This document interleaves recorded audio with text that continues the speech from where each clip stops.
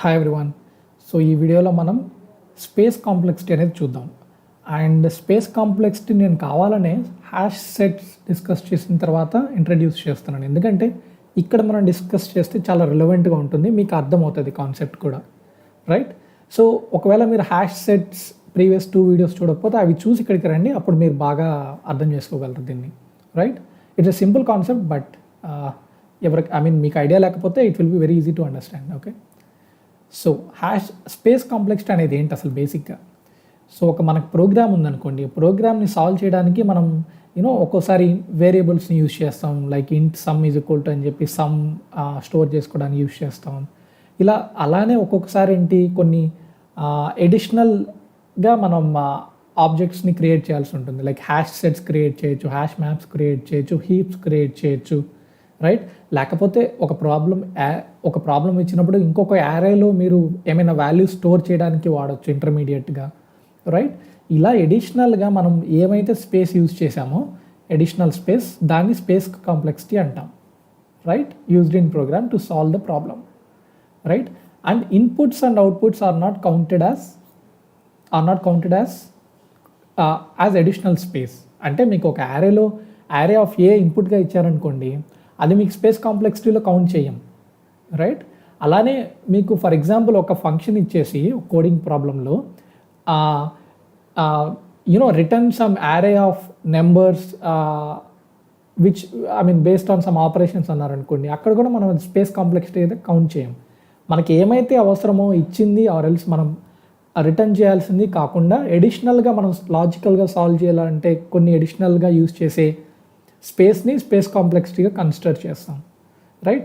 ఒకసారి space complexity మనం ఇందాక డిస్కస్ చేసిన ఎగ్జాంపుల్లోనే చూద్దాం, ప్రీవియస్ వీడియోలో చేసింది. సో ఇక్కడ మనం చూస్తే, let me remove the old once. Okay, so 1 second. So ఇక్కడ మనం గమనిస్తే ఇంటీజర్ యారే ఏ అనే యారేని మనకి ఇన్పుట్గా వచ్చింది, right? This is input. So we don't consider this as as time complexity. అంటే ఐడియల్లీ నేను ఇక్కడ ఈ ప్రోగ్రాంలో ఎగ్జాంపుల్గా కాబట్టి నేను మెయిన్ మెథడ్లోనే మీకు డిక్లేర్ చేసి ఇస్తున్నాను. బట్ ఐడియల్లీ ఏముంటుంది, మీకు ఒక ఫంక్షన్ ఉంటుంది కదా, లైక్ లెట్స్ సే ఇంట్ ఫైండ్ సంథింగ్, ఇంట్ ఫైండ్ ఆఫ్ అని చెప్పి మీకు ఇక్కడ యారేని పాస్ చేసి ఇస్తారు కదా ఆర్గ్యుమెంట్గా, పారామీటర్గా, రైట్? సో ఇలా ఉన్నప్పుడు ఇది ఇన్పుట్ అనమాట.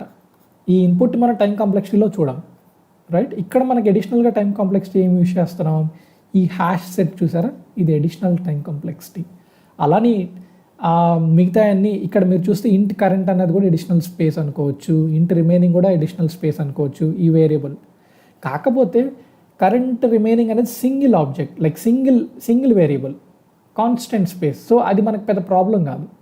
బట్ ఇక్కడ హ్యాష్ సెట్ చూసారనుకోండి, హ్యాష్ సెట్ సైజ్, సో ఈ యారేలో n ఎలిమెంట్స్ ఉంటే n ఎలిమెంట్స్ని మనం హ్యాష్ సెట్లో యాడ్ చేస్తున్నాం కదా, n ఎలిమెంట్స్ యూనిక్గా ఉన్నాయి అనుకోండి వర్స్ట్ కేసులో, అప్పుడు ఈ హ్యాష్ సెట్లో ఏంటి n ఎలిమెంట్స్ ఉంటాయి కదా, సో ఈ హ్యాష్ సెట్ సైజ్ ఏమవుతుంది, సైజ్ n అవుతుంది కదా. So time complexity will be of order O of n అవుతుంది, రైట్? సో ఈ ఎగ్జాంపుల్లో మనకి అడిషనల్ స్పేస్ ఏంటి, hash set which can go till size of n. కాబట్టి స్పేస్ ఈజ్ ఇందాక టైం కాంప్లెక్సిటీ అన్నట్టున్నాను, space complexity so hash set size n దాకా వెళ్తుంది కాబట్టి space complexity is order of n. Okay, so and space time trade of, this is very important. ఇదేంటో చూద్దాం. అంటే trade of అంటే తెలిసిందే కదా, లైక్ ఒకటి తగ్గించాలంటే ఇంకొకటి పెంచాల్సిన అవసరం రావచ్చు. సో దీన్ని ట్రేడ్ ఆఫ్ అంటాం, రైట్? ఒక బ్యాలెన్స్ చేస్తూ మనకు ఐడియల్గా ఒక సొల్యూషన్ వైపు మూవ్ అవుతాం ట్రేడ్ ఆఫ్స్ యూజ్ చేస్తూ.